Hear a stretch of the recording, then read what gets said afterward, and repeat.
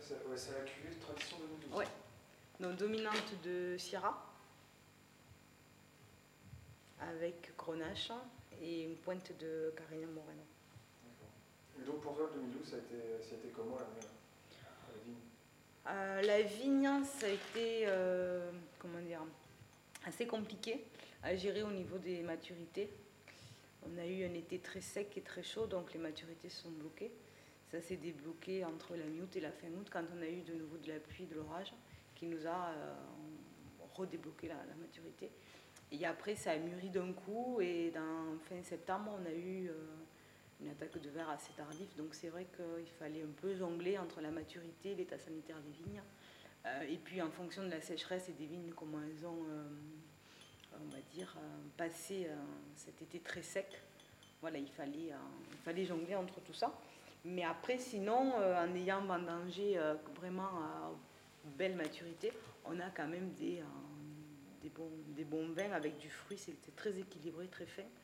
On n'a pas des concentrations très importantes au niveau des tanins. C'est pas non plus quelque chose de très astringent, très agressif. Mais on a beaucoup de finesse. Ça, c'est pas mal. Et on n'a pas non plus des arômes trop cuits, trop sur le cuir, à cause de la sécheresse, ce dont on avait quand même un peu peur, parce que les raisins se sont bloqués, donc les arômes peuvent être un peu durs. Et on n'a pas eu ça. On a plutôt quelque chose d'assez fin. Donc l'un dans l'autre, c'est que ça reste un beau millésime. Bon, ça se présente bien.